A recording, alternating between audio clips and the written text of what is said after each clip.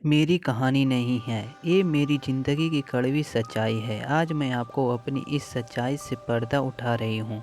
आपके सामने मेरा बच्चा जो अभी हुआ है वो मेरा ससुर का है।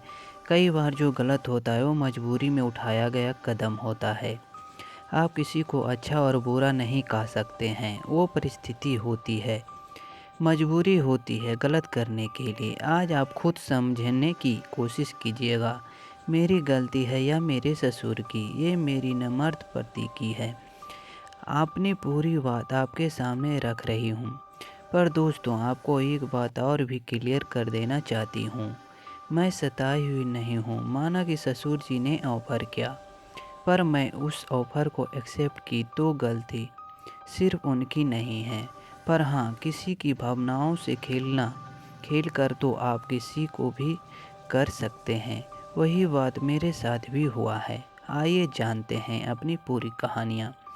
मेरा नाम मधु है, मैं 25 साल की हूँ। मैं बहुत ही हॉट और खूबसूरत हूँ, पढ़ी लिखी हूँ। मेरे पापा ही राइस ख़ानदान से हैं। मेरे पापा की 2 शादियाँ, मैं दूसरी की बेटी हूँ। मैं एक इकलौती बेटी हूँ। मेरे पापा ने अपने दोस्त के बेटे से मेरी शादी करवाई। मेरे ससुर मेरा पति ही इकलौता बेटा है। एक बेटे यानी मेरा ननद, वो अमेरिका में बस गई है अपने पति के साथ। मेरे ससुराल वाले बहुत अमीर हैं। उनकी सीमेंट की फैक्ट्री है, चीनी की मिल है। आप खुद अंदाज़ा लगाइए कि मैं कैसे घर से हूँ और मेरी ससुराल कैसी है। मैं शुरू से ही खर्चीली और घुमक्कड़ किस्म की लड़की हूँ। मुझे एंजॉय करना बहुत पसंद है। ससुराल में जब आई तो मुझे किसी चीज़ की रोक टोक नहीं हुआ। मैं यहाँ भी बिंदास रहने लगी। पर एक चीज़ की जो कमी थी वो था मेरा पति। मेरा पति का सुख नहीं दे पा रहा था। वो नहीं कर पा रहा था। इसका कारण था उसका कार एक्सीडेंट। इस वजह से ही सब दिक्कत थी। उसका ब्रेन भी ज़्यादा काम नहीं करने लगा था। पर कोई पकड़ नहीं पाएगा जैसा उसका व्यवहार है। मैं भी इसी में फंस गई कि लड़का अमीर है, मैं और भी ज़्यादा मज़े करूँगी। उसने आज तक कभी कुछ नहीं किया था। मैं खुद उसके सामने जाती पर वो कुछ नहीं कर पाता था। मैंने सब कर लिया पर कोई फ़र्क नहीं पड़ा। एक दिन मैंने उसको कहा, जब तुम मुझे कर नहीं सकते तो मेरे साथ शादी क्यों की? तो उसने कहा कि तुम 15,000 करोड़ की मालकिनी होगी आगे चलकर। चाहे जो तुम मेरे से तलाक ले लो और किसी और से करो या तुम मेरे बाप से करो, किसी को कुछ पता भी नहीं चलेगा। उसकी ये बात मेरे दिमाग में सीट हो गया। कह तो सही रहा है ये पगला। ये कुछ नहीं कर सकता, ससुर तो कर सकता है।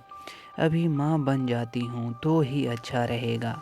बूढ़ा बाद में मर जाएगा, ये पगला ही है। तो मैं भी इतने बड़े साम्राज्य की मालकिन बनूंगी। ओह, सही कहा गया। दूसरे दिन मेरे पति के को बोलेरो जाना था इलाज के लिए। घर में वो अकेले थे। घर भी बड़ा सा 400 मीटर में बना हुआ। नौकर निचले 7th रूम में रहते हैं। पापा जी यानी मेरे ससुर जी फर्स्ट फ्लोर पर आते हैं। मैं ऊपरी रहती हूँ। रात में मैं बोतल पहले पी ली। करीब 11 बज रहे थे। फिर मैं जब मूड में आ गया तब मैं अपने ससुर के कमरे में गई। वो भी पी रहे थे और टैब चला रहे थे। एक नज़र से चुपके से देखी तो वो अपने टैब में कहानियाँ पढ़ रहे थे। मैं समझ गई कि बूढ़ा कहानियाँ पढ़ने का मज़ा लेता है। मैं समझ गई फिर तो ये बहू की कहानियाँ पढ़ता होगा। जैसे ही उसने मुझे देखा तो बोला, तुम क्या कर रही हो यहाँ? मैंने बोली, आज आपसे बात करने आई हूँ। मैं आपको वारिस नहीं दे सकती। ससुर जी, क्यों? आपका बेटा मुझे वो नहीं कर सकता। ससुर बोला, तो मैं दे देता हूँ बेटा। इतना सुनकर मुझे खुशी भी और दुख भी हुआ। खुशी इस बात की बात बन जाएगी और दुख इस बात की मैं एक बाप का उम्र के आदमी से कर रहा हूँ। पर आगे के लिए मेरा भविष्य अच्छा था, इसलिए मैंने उनकी बातों को मान लिया। मैंने तभी उनको कमरे में आमंत्रित की। वापस अपने कमरे में आकर अपने कपड़े चेंज की। एक लाल कलर की नाइटी जो मैं हनीमून पर खरीदी थी, पर कोई फ़ायदा नहीं हुआ था। आज उद्घाटन करने का मौका मिल गया था। ससुर जी मेरे अभी भी मस्त और ज़बरदस्त हैं। उम्र ही ज़्यादा है पर अभी जवान हैं। उस दिन के बाद से मुझे 2 टाइम देना शुरू किया। 3 महीने में ही गर्भवती हो गई। फिर एक बेटे की माँ बन गई। मेरा पति भी खुश, मैं भी खुश। ससुर के दोनों उँगलियाँ घी में मज़े से कट रही है ज़िंदगी। इसी के नाम है ज़िंदगी। खाओ पियो मज़ा मस्त करो। और ससुर से आजकल मेरे यही रूटीन है। एक BMW गाड़ी गिफ्ट में मिला जब मैं माँ बनी। आप खुद ही बताइए क्या गलती है मेरी और गलती है किसकी। तो दोस्तों वीडियो अच्छी लगी तो चैनल को लाइक और सब्सक्राइब करें।